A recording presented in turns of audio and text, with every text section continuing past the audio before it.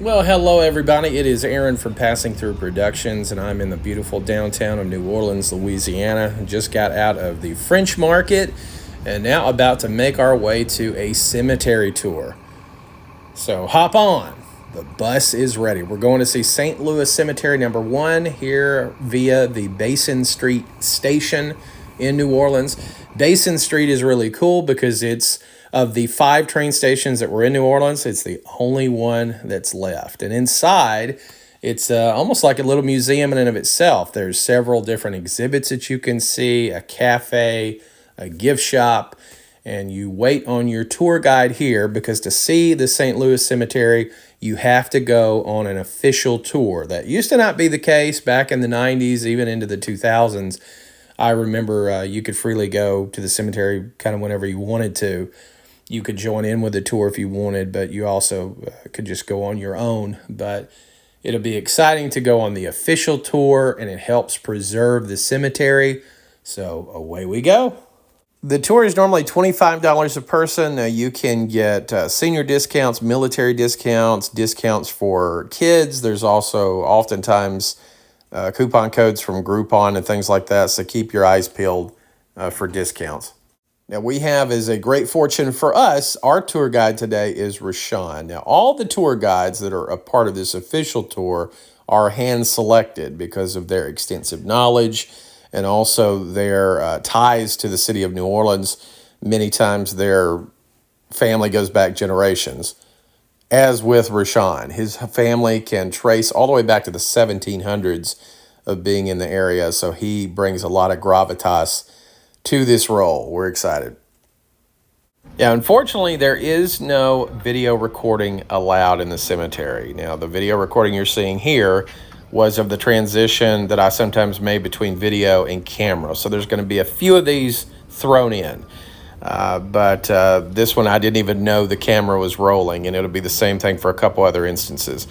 But anytime you see videos done of this cemetery, most of the time it's being done in secret and against the knowledge of the tour guide. So we will be looking at a lot of different stills, but occasionally there'll be a few seconds of video footage thrown in. Now, the really cool part of this cemetery, and it's called one of the most haunted in the world. Now, for me, it was just a very serene feeling. This is a Catholic cemetery, as you might expect. New Orleans and Louisiana is divided up into parishes, so a very strong connection to the Catholic Church. The graves, of course, are above ground here because of the sea level, and it adds just a unique history and mystery around these different graves. And our tour guide, Rashawn, said, you know, this cemetery is alive. It's very much not dead. These souls are here. They're venerated. They're treated with the ultimate respect, and I will try to do that in this video. There's just under about 35,000 souls here in this graveyard. There's about 4 to 6 burials a year. Vandalism, unfortunately, is one of the things that you have to combat constantly in most any cemetery, and especially one of this historical significance. This damage was done to these statues by Dennis Hopper, the actor, and it was around the time of the film Easy Rider. And they thought, in, I'm sure, inebriated ways that they could swing around these statues and not do any damage, and they did significant damage. Restitution was sought by the owners, and, of course, it was given. They also thought they could potentially fix it. A local tried to fix it, made it look worse, and so now it's in the state that it's in of just kind of perpetual disrepair, really to serve as a reminder of what can be done when these areas are not treated as consecrated ground. Some very important military graves within St. Louis Cemetery number 1, and possibly none more important than those that gave their life in the defense of New Orleans, the War of 1812. This was a truly motley crew come together of pirates, of natives, of Creole, Andrew Jackson at the helm, and these were the 13 souls that were lost in that battle who really saved our great nation. The cemetery was actually only meant to be temporary. It came in under Spanish rule in the late 1700s, but it has remained and thrived and really added to the tapestry of New Orleans, and so we're really glad that obviously that it did. Now, the family, of course, of those here can get in at any point. They show their pass. It is a gated cemetery for its protection and preservation, but they can come in and spend that time with loved ones, and they come in twice a year and clean up and make additions, make changes as necessary. Sometimes you'll see family members put together drives to aid in the repair work on some of these tombs. Now, this gentleman right here, Homer Plessy, played such an important role in the civil rights movement. It's honestly hard to quantify. Now, he was a man of mixed Creole descent who could pass as white, and it was decided amongst himself and the organization that he was a part of that they would try these draconian laws that at that time a African-American man could not ride the train. And so he would get on the train, pass as white, and slick his hair back, pass as white, and at some point be found out, be arrested, and then you would be able to get that in the public lexicon. Of course, this would lead to Rosa Parks and various sit-ins and into the movement that we saw into the 1960s. Now, his movement at the time was not successful. The Supreme Court was steadfast against it, and they were able to put it down. But the blueprint that Homer Plessy put into play was later used by Thurgood Marshall, and again, hugely helpful, if not responsible, for what Martin Luther King was able to do in the civil rights movement. Very important man. There is a picture out on the internet, supposedly, of him.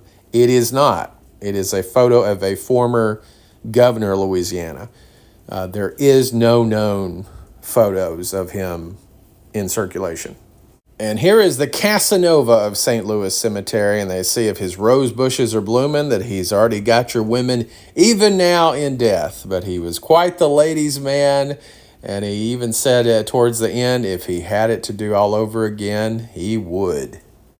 There was such again, I talked about this earlier, but such a serene beauty to this place. You just feel a sense of peace. Not, some people will try to say haunting and haunted, and maybe as it gets into the nighttime, maybe you might feel that. But I just felt an overwhelming sense of peace going through here. You may have some questions about some of these graves that are in disrepair. Why is something not being done to it? Various reasons. It is no family members, no longer exist. But even in those situations, there are grave sites that have been they're cared for in perpetuity. So the money was put at the beginning to provide for the care, and so you do have care for those stones even when family members don't exist. Some didn't have that, but of course they're not going to remove these family members, and they could easily sell them to people that would love to be buried here. And we'll get into that story in a little bit, how you can be buried here currently. It's very hard. You have to find a unique situation where family members can be tracked down and have a desire to sell, etc. But various reasons why obviously some of these are in disrepair. We have possibly the two most famous graves here in St. Louis Cemetery, number one, coming up. Now, one, of course, is an unoccupied tomb, which is that of Nicolas Cage, the actor. And then, of course, the most famous is that of the Voodoo Queen herself, Miss Marie Laveau. And we'll talk more about her just as soon as we get to it. So now we come to the much talked about, the pyramid-shaped tomb belonging to the actor Nicolas Cage. Now we don't know if he will actually be buried here. We do know that he is in love with the city of New Orleans. he inquired for a long time about would it be a possibility for him to be buried in St. Louis Cemetery. And I referenced this earlier. How could you be buried here? Well, it's a very difficult prospect. You have to be able to get in touch with family members who have a desire to sell, or you have to have a situation where there is an open plot of land. Both of these things are very rare. But when Nicholas Tage talked to the local archdiocese, there was a situation where plots existed that had not been used that did have a pretty ornate tomb structure that was there and that had been placed there in 1927 to the tune of $40,000, which you can imagine the value in today's dollars. It worked out that Nicholas Cage could get that location. He had this pyramid built, but before I get into the whys around the pyramid, he was able to purchase this lot for $40,000, same price as it was in 1927. So an outstanding deal. Now, when he went through some financial troubles in recent times because of the housing crisis, he lost a lot of his real estate, but he didn't lose this. That had been put out there that he no longer owned this, but he very much does. The pyramid is a sign of unity. It was not meant to be flashy. It was not meant to showcase that he was more important than anybody else here. A lot of more older traditional parishioners and Catholics in the area got very upset. A lot of younger people did not. And there is still a threat to this day by people that they don't like it. They think it's too flashy and they will come and destroy it. But as of this point, has not happened. Is it possible for Protestants to be buried in a Catholic cemetery? Yes and no. As with anything, there are ways, and it can depend upon the prominence of the people that are requesting burial there. This one towards the back of the cemetery is the Protestant section. There are some prominent businessmen and women. There are veterans of the War of 1812, of the Battle of New Orleans that are also here. But so yes, it is possible.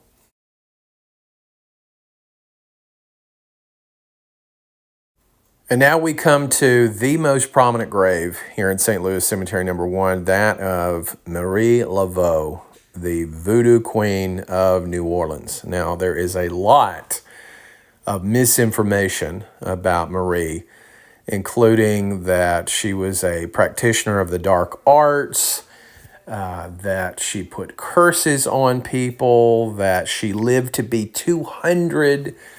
Marie Laveau actually practiced white magic and was a very devout Catholic, especially towards the end of her life. Miss Marie would live to be 80 years old, and her descendants to this day is the current Voodoo Queen of New Orleans.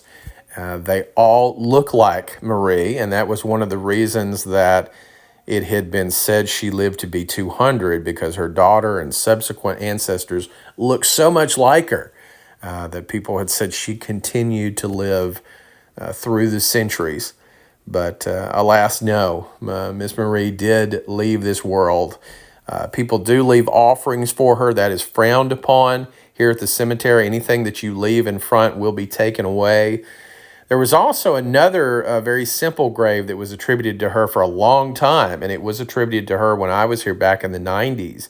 And you'll see a lot of X's scratched on that particular one, the 3 X's, and it's graffiti essentially on a grave that did not even belong to Marie Laveau.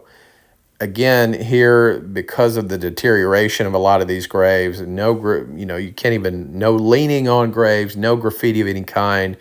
They ask no offerings or anything like that be left, or mementos be left behind. In fact, if you are not a practitioner of voodoo and you put those 3 X's, that is a curse on you that can never be taken away. So you take your life into your own hands, regardless of what you believe, if you were to desecrate a grave in that way. There are Our tour guide let us know there were ways to leave offerings for Marie Laveau, but it's not done within the confines of this cemetery. Thanks so much for watching. It's been my great pleasure to take you through this cemetery, through this series of photos. I highly encourage you to go down and take the tour. I really would even go so far as to say is don't watch the videos of people that are just videotaping the tour guide as they take you through it, because again, this was not what they wanted. This is not what the cemetery wants. This is not what the family wants. And I do this hopefully in honoring them and the legacy that this cemetery and the people that lived, loved, and died here in the city of New Orleans left for future generations. Thanks so much. I appreciate every comment, appreciate every like, appreciate every view. Have a great day, everybody.